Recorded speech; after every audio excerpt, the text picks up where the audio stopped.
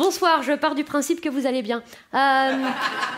Donc moi je me présente, je m'appelle Élodie Pou et ça fait 2 ans maintenant que je monte sur scène de manière professionnelle. Avant j'avais vraiment un métier que je ne souhaite à aucun être humain normalement constitué, surtout s'il tient à le rester. Je travaillais dans les écoles maternelles. Depuis 12 ans. Et je dois dire que le fait que ça soit fini, le fait de ne plus être toujours entourée de petits-enfants comme ça, partout, bah, c'est vrai que ça me manque pas du tout. Même si j'avoue qu'ils sont une grande source d'inspiration, hein, ça c'est vrai. Moi je me rappelle par exemple d'une journée d'école où il pleuvait depuis des heures et des heures, hein, l'orage grondait, le vent soufflait, les enfants étaient tristes. Ils regardaient par la fenêtre avec leurs petites bouilles comme ça. C'est pas juste. Il fait froid. Pourquoi tu nous laisses pas rentrer?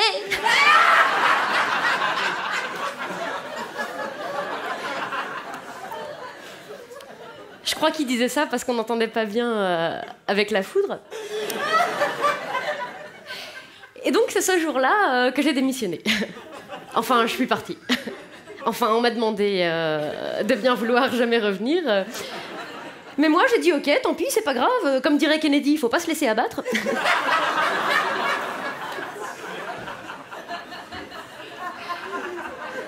C'est vrai, restons positifs. Trouvons autre chose. Mais quoi? Alors moi, je voulais un métier où tu travailles que le soir et où c'est bien payé, mais je suis allergique au latex.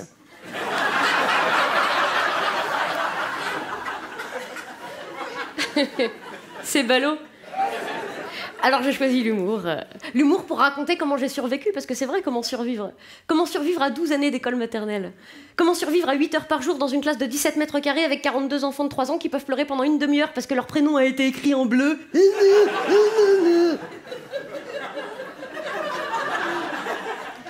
Eh bien, je possède une technique très simple que je préconise pour tous ceux qui doivent passer du temps avec des petits-enfants. Moi, ce que je fais, c'est que je picole. Pas d'hésitation, hydratation. Ça permet de passer des journées bien plus intéressantes. Avec tous les petits-enfants, avec le petit Clitis.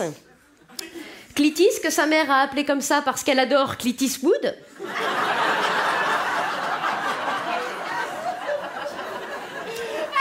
Ah bah, il y a des parents, tu colles ta tête à la leur, t'entends l'océan, puis c'est tout, hein. Ça sent le textile à l'effigie de Johnny, hein. Avec cette petite fille de 4 ans également, qui, comme toutes les petites filles de 4 ans, disait toujours « Je suis une princesse. J'aime les licornes et les paillettes. Et quand je serai grande, je me marierai avec un prince. Libéré, délivré. » Alors moi je lui disais mais non, mais t'es pas une princesse, Kimberley. Une princesse à 4 ans, elle pèse pas 67 kilos. Ah bah j'ai regardé tous les Walt Disney, j'ai jamais vu un truc pareil, hein. Elle était gracieuse comme une boîte de thon. Ah, les cheveux gras, de l'eczéma, on aurait dit une otarie qui a chopé la myxomato. En plus, je pense que les parents devraient pas laisser des enfants en surpoids porter des leggings à imprimer léopard. Le résultat final est une insulte au règne animal. Je lui disais, mais des leggings avec des écailles, ça fera ton sur ton.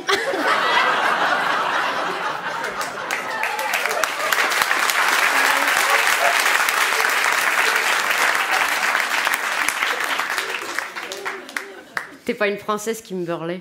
Quand tu seras grande, tu te marieras avec un guignol en jogging qui fait du tuning sur sa R12. Et tu seras caissière chez Lidl. C'est la vie, Kimberley. Mais ne t'inquiète pas, Kimberley, la vie, c'est comme une boîte de chocolat. Ça dure moins longtemps chez les gros.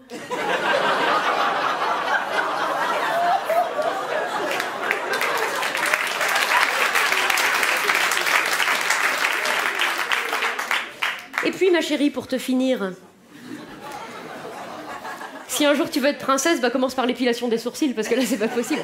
Ah, elle avait des sourcils énormes. Énormes, un paillasson de chaque côté. Bienvenue, bienvenue. Mais je lui disais, hein, Kimberley, t'as pas froid aux yeux, toi, hein?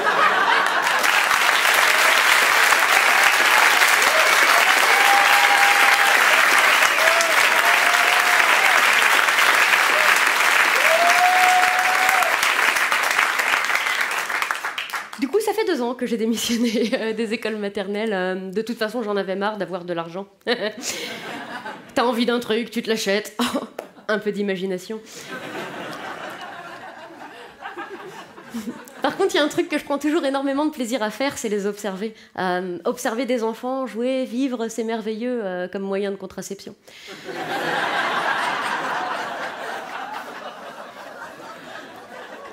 Du coup, ce que je fais, je vais dans des parcs ou à la plage ou dans des endroits où il y a plein de familles, plein d'enfants, et je les observe. Je me mets de préférence à côté d'une mère de famille nombreuse. Tu sais, les mères qui arrivent avec un semi-remorque de matériel de puériculture. Ces mamans que toi tu admires parce qu'elles semblent tout gérer à la perfection, mais qui au plus profond d'elles-mêmes ont déjà commis tellement d'abandon sur le bord de l'autoroute. J'étais donc cet été en session d'observation à la plage. Je rentrais dans l'eau centimètre par centimètre en poussant un petit cri aigu à chaque vague. Ah, j'ai froid. Comme une poufiasse. Et là, il y a un môme, il vient boire la tasse à côté de moi, quoi. Un roux, en plus. On est d'accord? Elle est grande, la mer. Ah, mais non, poil de carotte, il vient à côté de moi. Vas-y que je braille, vas-y que je t'éclabousse. Elfanzimir, Elfanzimir. Oh, il parle même pas français. Alors bon, la maître nageuse arrive avec son maillot de bain rouge et ses boobs. Elle le sauve, elle le rend à sa mère et elle revient pour m'engueuler, dis donc. Non mais mademoiselle, comment ça se fait tellement trop pas? Franchement, vous étiez juste à côté, vous l'avez même pas aidé. J'ai filmé, j'ai tweeté, les gens ils ont dit non, elle l'a même pas aidé. Hashtag hypocrisie. Écoute-moi bien, Barbie chevelure équestre.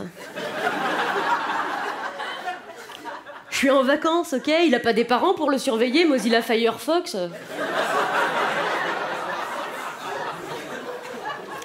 Expliquez les blagues entre vous. Un gros roux allemand plein de choucroute. J'ai dit, t'es gentille, Pamela, mais je touche pas à ça, moi. Je suis sûre qu'il glisse entre les doigts comme une anguille. Puis il faut être prudent à la mer. Moi, je vois cet été, on était à peine mi-juillet, y a déjà un surfeur qui s'était fait manger, à Osgore, par un requin. Il s'était fait manger une main.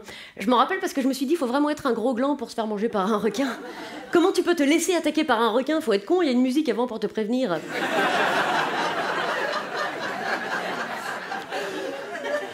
Tu vas pas me dire que si t'es en train de surfer ou de nager et que t'entends juste derrière toi pom pom pom pom pom pom pom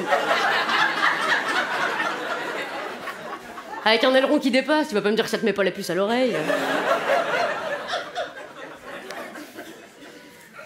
À la piscine, c'est pareil. J'étais cet été dans mon transat au bord de la piscine. J'étais bien perdue dans mes pensées. Je m'y perds facilement. C'est un endroit où je vais pas souvent. Merci beaucoup. Et à côté de moi, il y a deux mamans qui discutaient. Non mais le mien il a peur de l'eau. Oh, il a peur de l'eau, c'est une catastrophe. Une catastrophe. Pourtant on vient ici tous les étés depuis qu'il est tout petit, mais je sais pas. Il a la phobie de... Timothée, ne cours pas autour des bassins, tu vas tomber dans l'eau, tu vas te noyer, tu vas mourir.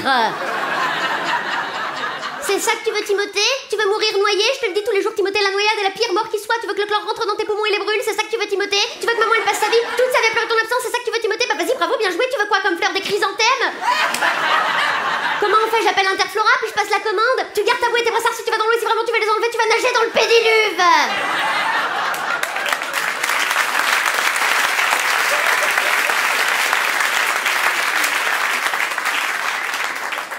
Comment? Ouais, il a peur de l'eau.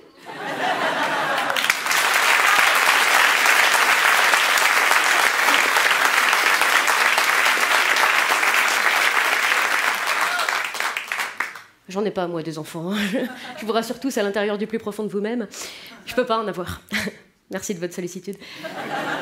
Non, physiquement, tout va bien, je peux en avoir, c'est juste que j'aime dormir le dimanche matin. Mais je le vis bien, hein. Et oui, parce que moi, comme toutes les femmes trentenaires célibataires sans enfants qui vivent toutes seules, je sais pas pourquoi je te regarde quand je dis ça, moi, du coup, j'ai adopté un petit chat. Enfin, j'avais un chat. Et je sais même pas pourquoi, parce que je trouve que c'est des gros cons, en plus. C'est vrai. Il y a des gens qui mettent toute leur thune dans un chat. Moi, jamais vous me verrez mettre des centaines d'euros dans un chat. De toute façon, j'ai essayé, ça rentre pas.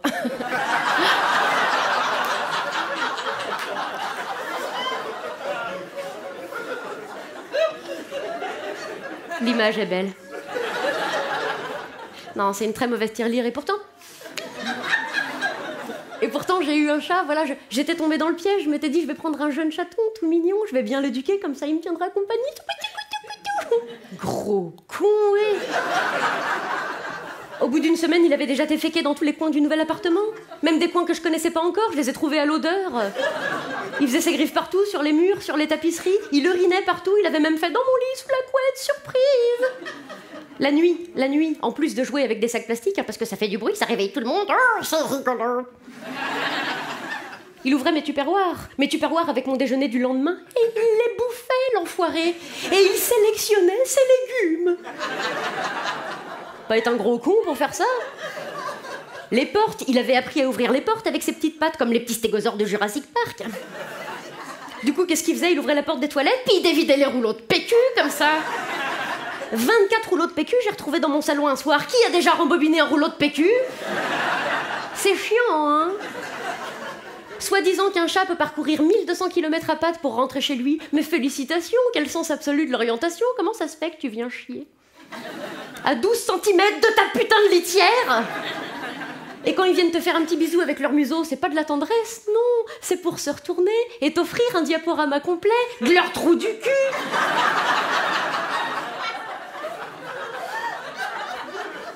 Et toute la journée... On m'a dit, essaye les boules qui yes, bah je lui en ai mis des boules qui yes.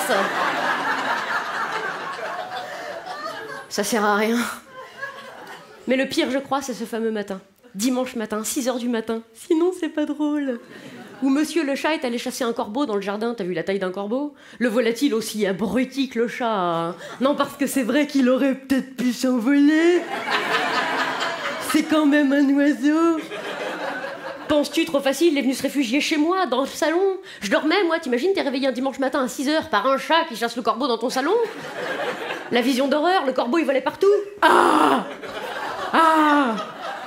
Alors oui, j'imite super mal le cri du corbeau. Mais t'imagines la vision d'horreur? Je m'en suis débarrassée du truc. Hein. Oh, Dieu bénisse les restaurants chinois.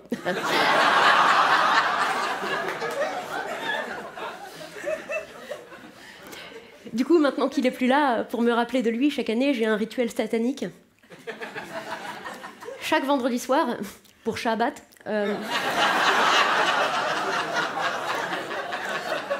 on fait ce qu'on peut. Je sors dans la rue vers 3 ou 4 heures du matin et j'attends d'en voir passer des petits chats. En général, j'attends pas trop longtemps, d'abord parce qu'il y en a plein des chats dans ma rue et ensuite parce que je porte des vestes en saucisse de Strasbourg. J'aime Lady Gaga.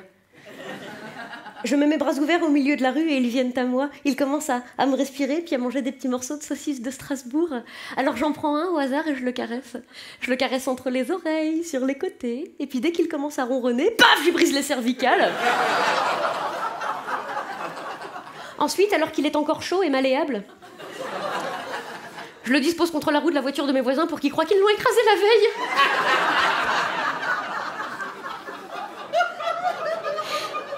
Et le lendemain matin, quand ils vont à leur voiture pour bosser, je les guette par la fenêtre de ma cuisine.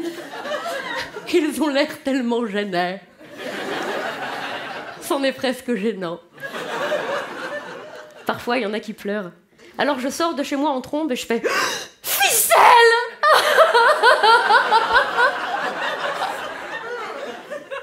Vous avez tué Ficelle.